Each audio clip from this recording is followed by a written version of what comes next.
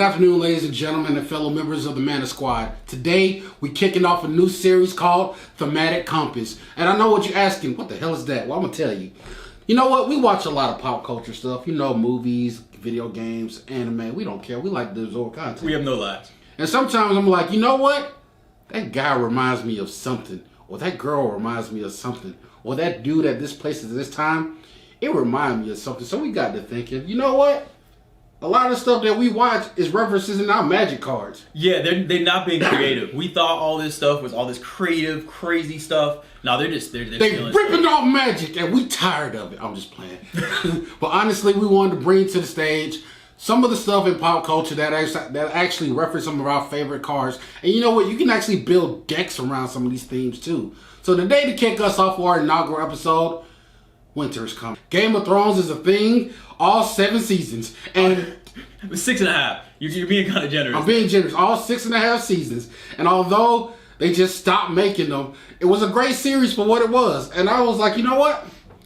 We got to create a deck around Game of Thrones. More specifically, the Stark family. Because the North remembers. You know how cold that line was? When I heard it, I felt chills. Either that or had diarrhea. We don't know. A little bit of both. A little bit of both. You know, the Hershey squirts. So today, we're going to go through the line and talk about some of the cards that reflect those characters. I like it. Up first, got to give a shout out to Kaldheim and all those who created it. I got to go with Jorn, God of Winter. I think it's Yorn. So whatever. His name is Jon. Jon, God of Winter. And you know who he is? He is Jon Snow. You know why? Because you know nothing, Jon Snow. That was a cold bar in itself. Like, you don't know nothing. Anyway, when Jorn attacks, he untaps each snow permanent you control. What else is good for the King of the North? The untapped snow permanents. I love how they try to be like creative or sneaky about it too. Those are direwolves. It looks like little squirrel things in there. Those are 100% direwolves, and they just try to be like, you know what? Let's just change it slightly. No, they're not fooling anybody. They printed Jon Snow. And he's just sitting there with his legs open, exposing the twig and berries. I see where you're coming from. Up next, I think you watched a different Game of Thrones. You might have been on a different website watching Game of Thrones for that. All right, next.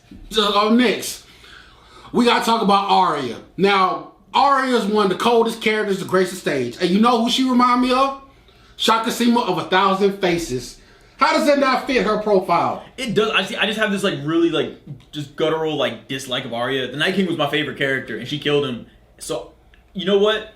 I see it, but I feel like Shakasima is too cool to be Arya. Shut your mouth and your behind. I'm gonna come out to talk about the other Snow brother who got superpowers, the Three-Eyed Raven. And when I think Three-Eyed Raven, I think Elrond, God of the Cosmos. You know why?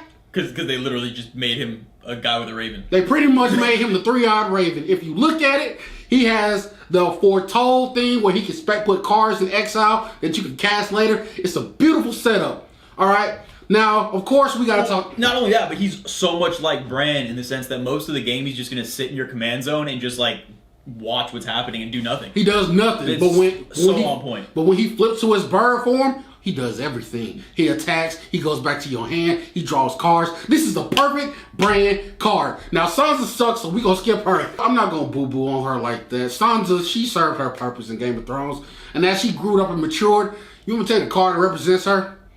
Terragrid, God of Fright. She became scary. She was making opponents killing themselves. She was setting them up for the okie doke. It was a beautiful combo. I even see a little resemblance there. That's actually like not even so subtle. With the red hair and everything. Yeah. It's a beautiful setup. You see where I'm going with this. I do see. The Night King himself is in here. Now you got my attention. Okay. Now you got my attention. Okay, we got to talk about the Night King before we finish this off. It's Drar Necromancer. This card it needs to be legendary. They basically make the Night King. They're like, you know how we're going to trick him? We're going to make it just a regular creature. Explain to the class what they do. Oh, so this is great. So basically when your opponent's creatures dies, you exile them and then you can go ahead and cast those things. So you're literally having your opponent's stuff die and then just bringing it back. Yeah, that whole thing that he does, it's exactly what he's doing. It looks just like it.